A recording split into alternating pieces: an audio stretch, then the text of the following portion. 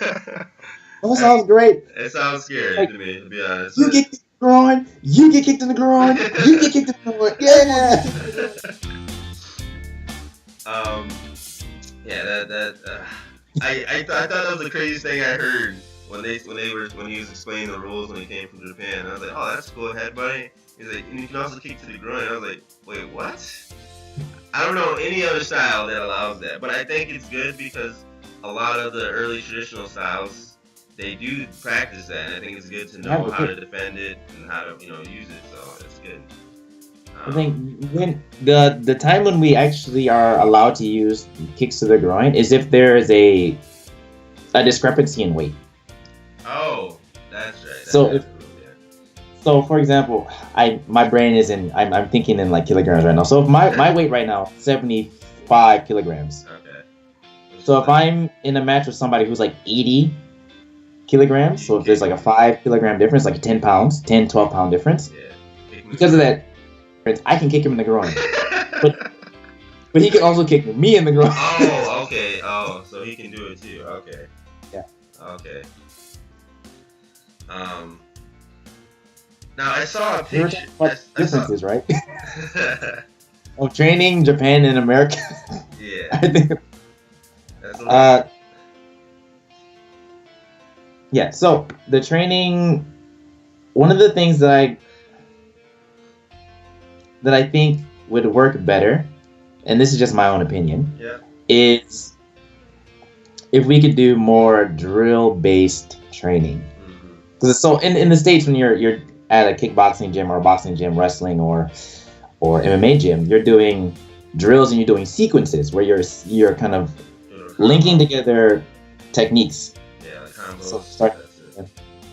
we go for like a double under. We transition from double under to maybe collar tie. We go for a single leg, double leg, ankle pick. Mm-hmm. And from there, we transition into a side control, maybe like a pin, and we do other things.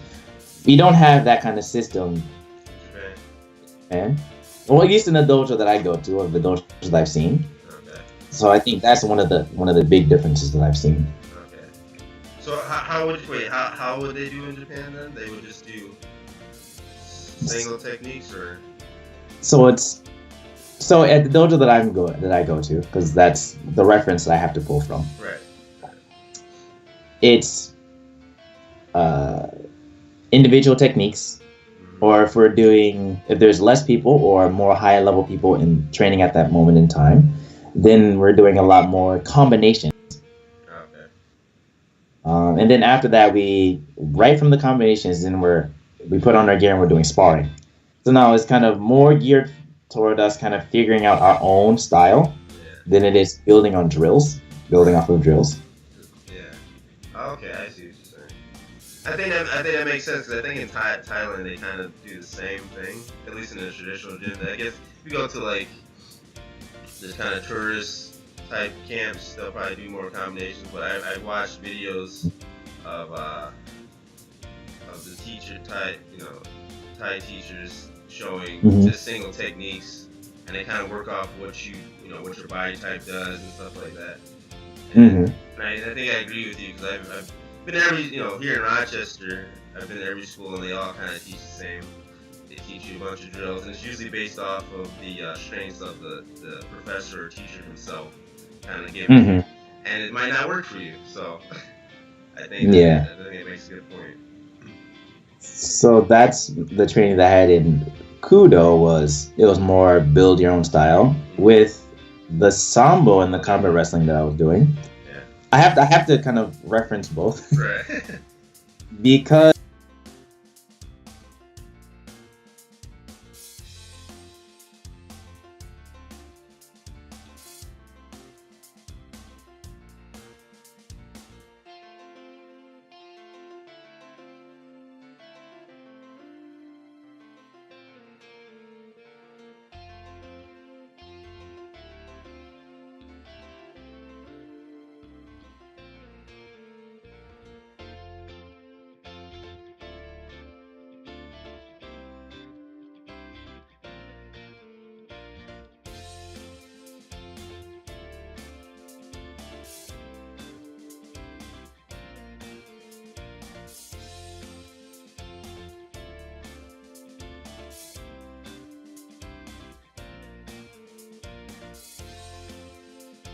because the my coach was from Bulgaria, but he also trained here in Japan.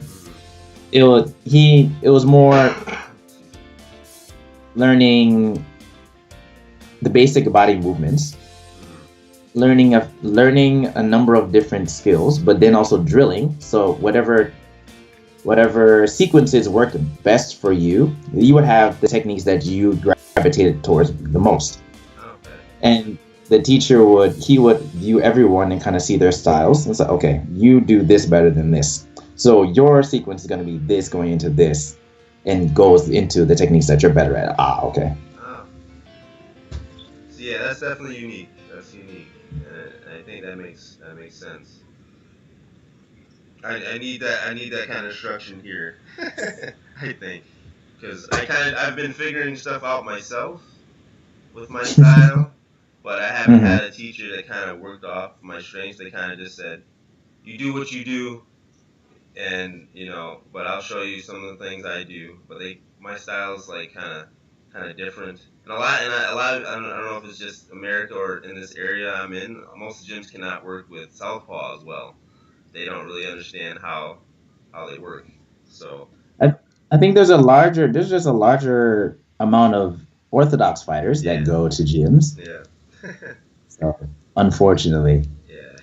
So a lot of my gyms just kind of push me over to the side, like, all right, Jared, if you can't do these combos, right, get out of here. just do your stuff over in the corner of the bags. Get over there. I mean, honestly, it's happened a few times. We're like, oh god, why you gotta be a southpaw? You're so weird. Get out. So Right. Southeast, I've Southeast have their own discrimination. It's like, man, you're a southpaw. And you're a beater southpaw. Get out of my face. So, all right. Back on track. Yeah. I don't want to keep you on forever. I know it's probably getting, it's a 9 there. Almost 9 there. Not too bad. Still good on time. I gotta figure out how I'm going to edit this. I'm probably not gonna do a lot of editing. I think you can just literally post the entire. Alright, I think I might just do that.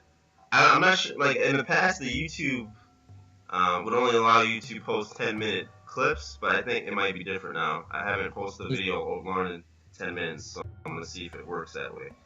And despite the lag that's happening right now, I think it'll still be interesting for people to hear, from your perspective, because I know a little bit about martial arts in other places, but I think you have a really good, unique perspective, and I think it'd be great for people to hear that, and if we can talk again, it'd be good too. But let me think. What else we should hit on? So we did. How is my life in Japan, martial arts and culture? We did that one. Yeah.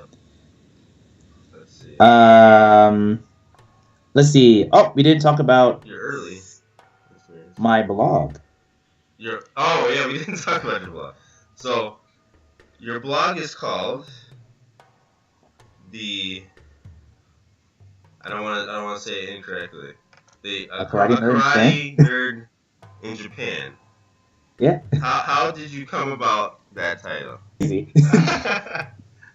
Because before I came to Japan, I was a karate nerd. I literally studied and I watched anything related to karate. I watched.